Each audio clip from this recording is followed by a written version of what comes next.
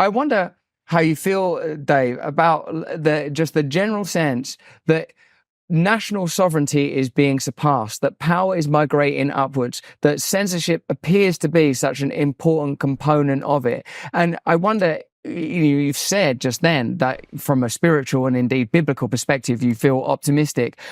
How do you imagine these movements might coalesce? How are they to coalesce when there is so much cultural division that even when in recent months, in particular since the Middle Eastern conflict flared up again, there's been division in spaces where there was starting to be consensus. How are we going to truly manage to have consensus among people that don't agree on everything? How can we achieve that when there seem to be so many minds going off throughout the culture? It's basically like the unanswerable question to some extent, because you're basically like, what's the meaning of life in some way, because it's getting groups of people, individuals first, and then groups of people to be like, oh, there's something good here that we can maybe share and build together and do something beyond all of us. It's the ultimate question, right? So putting aside that it's an impossible question, I can give you like some granular stuff, I suppose. First off, I think one good thing that we're seeing right now, we're seeing this largely in Europe, is that Europeans, because of the craziness of the way immigration was done over the last decade or so, and just letting all of these people in, and not understanding that you're going to have to give these people certain things, and that the people who are job earners and everything might feel that their taxes are suddenly not being used for them, but for other people. There's all sorts of strife in Europe. I mean, you definitely have it in the UK, but it's in Belgium, it's in Italy now, it's in Spain, it's everywhere. I think that the reason I describe that as something good is that people are realizing that Spain exists for a reason. Spaniards are realizing that. The UK exists for a reason.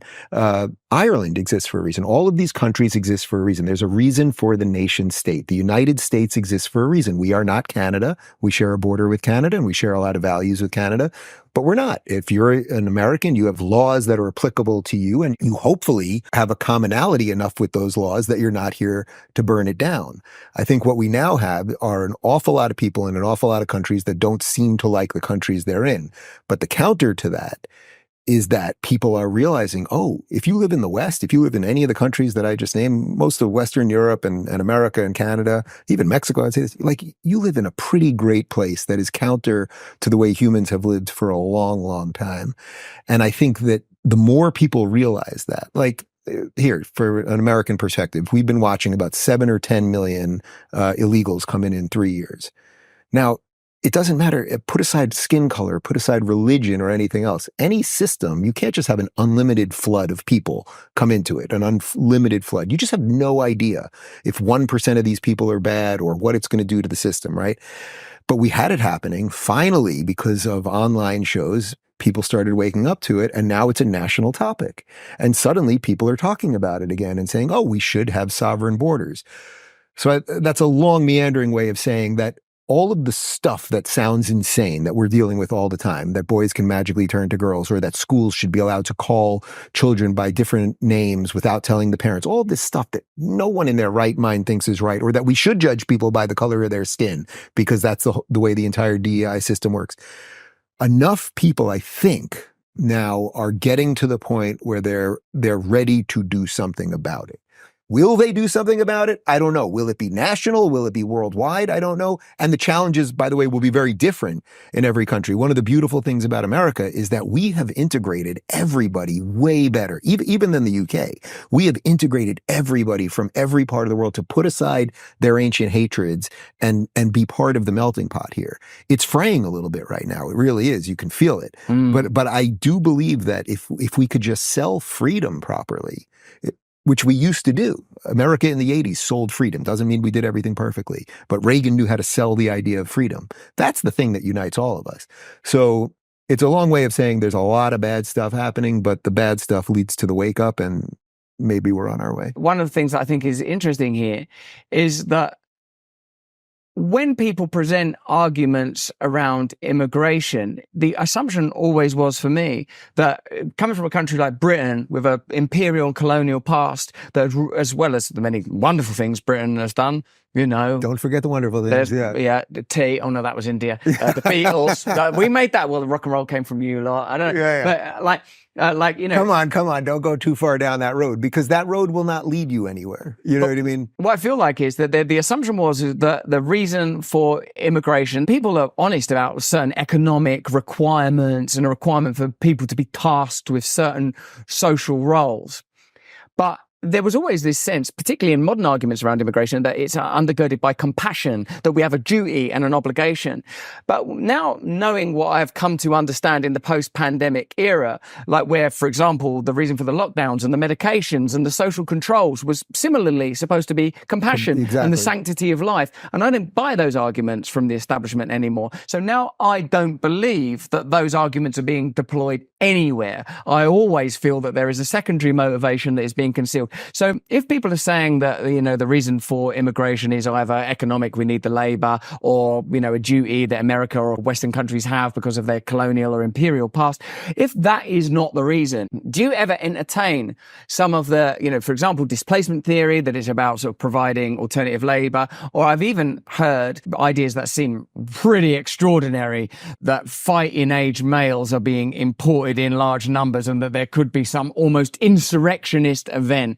And also, if you start there, these are the kind of things that will get you dubbed alt-right. These are the kind of things that will get you a strike. These are the kind of things that are like where you feel adjacent to racism, although of course you wouldn't necessarily be, there would be a racial dynamic necessarily to those categories. Sure. So how do you assess that? And what do you know, if immigration isn't because of economic reasons, or, you know, or if the economic reasons have flooded the labor market? Well, I think very simply, if anyone in their right mind thinks what's going on our border right now, where we just have floods of people coming through, if you think that has something to do with the compassion of the Democrats to make our workforce healthier, it's just like a psychotic notion. It's interesting to me that you said that the COVID portion of compassion sort of allowed you to see the fakery around how they use compassion on other issues too.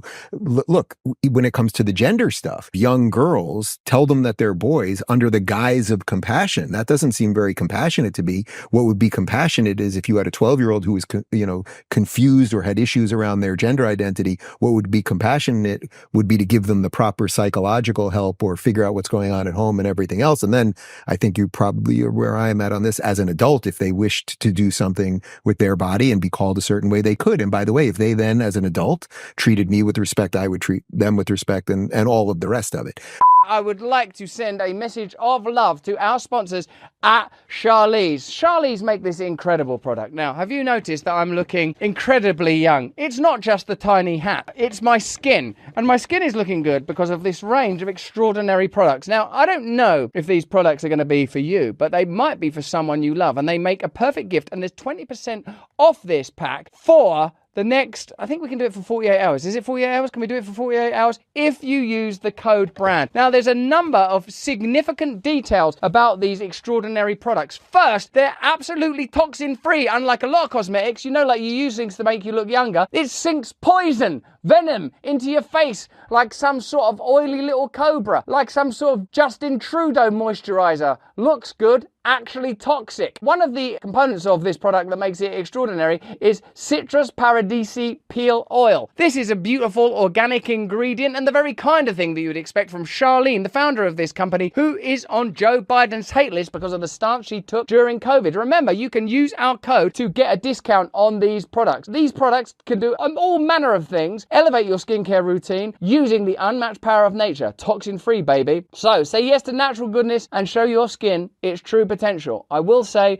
they tend to look better if you use them in conjunction with a tiny, tiny little mouse's hat. So take a stand, demand transparency, let beauty shine from the inside out. Visit charlize.beauty/brand and use the code BRAND for 20% off. Discover a new era of personal care, one that's truly toxic free. Stay radiant, stay conscious, stay beautiful. There will be someone in your life that will love you for this glorious little concoction. I'm calling it a basket of wonder. There's a shower gel in there. There's a restoring anti-aging serum. There's all sorts of stuff in there. I'm recommending it. I'm endorsing it to you. And Charlene, the founder of the company, she's a good, strong, damn fine American woman.